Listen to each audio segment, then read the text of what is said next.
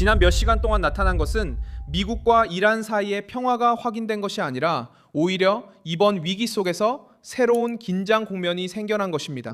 워싱턴과의 접촉 채널로 거론되기 시작한 이름은 이란 국회의장 모하메드 바게르 갈리바프였습니다.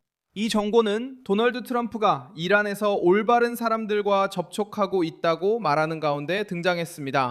한편 테헤란은 공개적으로 실제 협상이 진행 중이라는 사실을 계속 부인하고 있습니다. 로이터, AP, 워싱턴 포스트, 가디언, 그리고 월스트리트 저널은 한 가지 점에서 의견이 일치합니다. 간접적인 중재가 이루어지고 있고 중재국들을 통한 메시지 교환이 있습니다. 하지만 지금까지 트럼프와 갈리바프 사이에 직접 체결된 합의에 대한 확실하고 공개적인 확인은 없습니다. 이 논쟁의 중심에 들어온 이 인물은 누구일까요? 갈리바프는 주변 인물이 아닙니다. 그는 현재 이란 국회의장이며 과거 혁명수비대 사령관을 지냈고 국가경찰청장과 테헤란 시장도 역임했습니다. 즉 그는 전통적인 외교관도 아니고 고전적인 온건파도 아닙니다. 그는 정권의 강경한 권력 구조 속에서 성장한 인물로 정치적 영향력과 군 경력을 지녔으며 권력의 중심에서 활동해 왔습니다. 바로 그렇기 때문에 워싱턴에서의 해석 중 일부는 다음과 같습니다.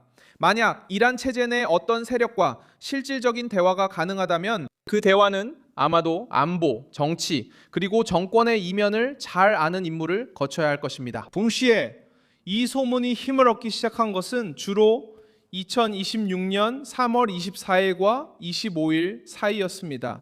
트럼프가 공개적으로 미국이 이란의 적절한 지도자들과 대화하고 있으며 생산적인 대화가 진행 중이라고 밝힌 이후였습니다. 같은 시기 그러나 이란의 반응은 강경했습니다. 이 나라의 군사기구와 관련된 당국자들은 워싱턴이 자기 자신과 협상하고 있다고 말했습니다. 미국의 내러티브를 약화시키고 이란이 미국의 압력에 공개적으로 굴복하지 않고 있음을 국내 대중에게 보여주기 위한 시도였습니다. 트럼프의 발언과 이란의 부정이 충돌하는 것이 이 이야기의 핵심입니다. 이 분쟁이 실제로 벌어지고 있는 곳은 군사 분야뿐만 아니라 동시에 세 가지 전선에서입니다. 첫 번째는 공개 전선입니다. 워싱턴과 테헤란의 상반된 성명이 이어지고 있습니다.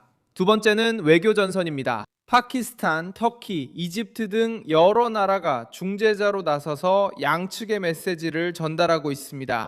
세 번째는 이란 내부 전선입니다. 전쟁, 경제적 압박, 그리고 실제 지위 중심에 대한 불확실성이 갈등을 더욱 증폭시키고 있습니다. 더 급진적인 세력과 더 큰 붕괴를 막기 위해 어느 정도 타협을 받아들일 수 있는 세력 간의 갈등입니다. 로이터는 가능한 접촉이 이슬라마바드를 통해 이루어질 수 있으며 핵심 결정들은 여전히 혁명수비대에 강한 영향을 받고 있다고 보도했습니다.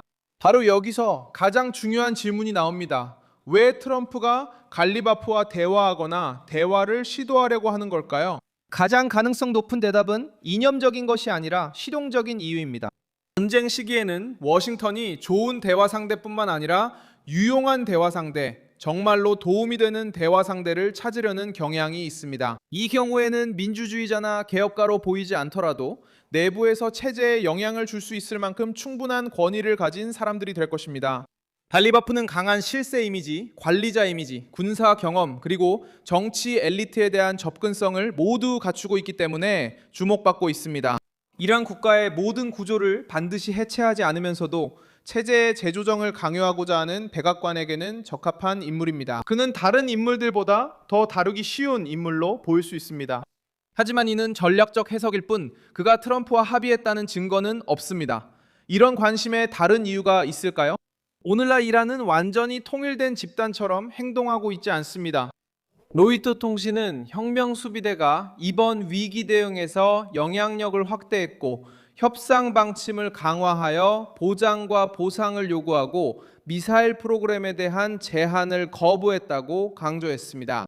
이는 간접적인 접촉이 있더라도 어떤 정치적 채널이든 거부권, 불신, 그리고 통제권을 둘러싼 갈등으로 가득 찬 위험한 길을 지나야 한다는 것을 의미합니다.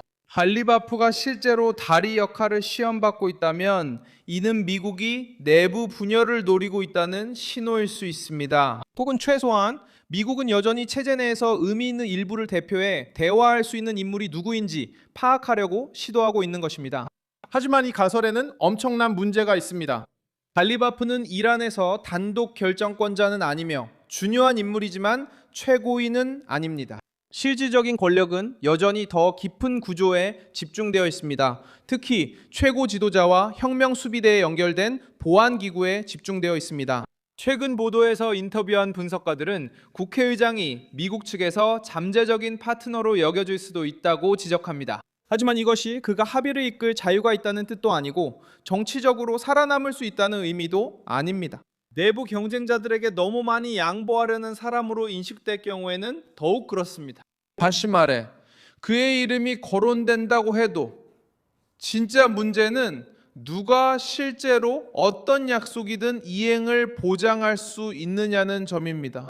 로이터 통신은 트럼프가 대화를 언급했음에도 불구하고 공격과 반격이 계속되었다고 보도했습니다. 즉, 외교가 전쟁의 소리 속에서 진행되고 있다는 뜻입니다.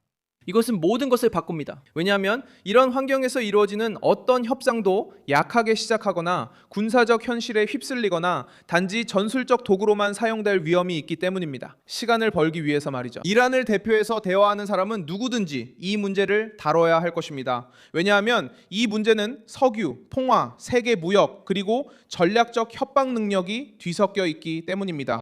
트럼프가 갈리바프와 같은 사람을 찾는다면 그것은 이란 체제의 생존이 더 큰 경제적 붕괴를 피하는 데에도 달려있다는 것을 이해하는 사람과의 소통 채널을 원하기 때문일 수 있습니다. 결국 왜 갈리바프인가라는 질문이 남습니다. 여기에 대한 답은 냉정하고 단순합니다. 미국의 시각에서 볼 때 그는 체제 내에서 실질적으로 기능하는 일부와 협상할 수 있는 입구가 될 수 있기 때문입니다. 오늘날 고립되어 있거나 약화되었거나 실질적인 권력이 없는 인물들에 의존하지 않고 말이죠. 하지만 다음 질문이 더 중요합니다. 이게 과연 성공할 수 있을까요? 정직하게 말하면 아직 그렇게 말할 만한 공개적인 근거는 없습니다. 중지의 지문은 있지만 미국의 제안이 이란으로 전달되고 있는 상황입니다. 이슬라마바드가 접촉의 무대가 되고 있다는 강한 소문이 있습니다. 워싱턴이 주목하고 있는 인물로 갈리바프가 거론된다는 보도들이 있지만 이란 정부의 공식적인 부인도 있습니다. 깊은 불신, 혁명 수비대의 영향력 증대, 그리고 진행 중인 전쟁. 따라서 지금까지 나온 것만으로는 트럼프가 이미 이란 국회의장과 합의를 맺고 있다는 증거는 없습니다. 존재하는 것은 위험한 움직임이며 갈리바프라는 이름이 잠재적인 다리, 미국의 잠재적 선택, 그리고 내부 분쟁의 초점으로 떠오르고 있다는 점입니다.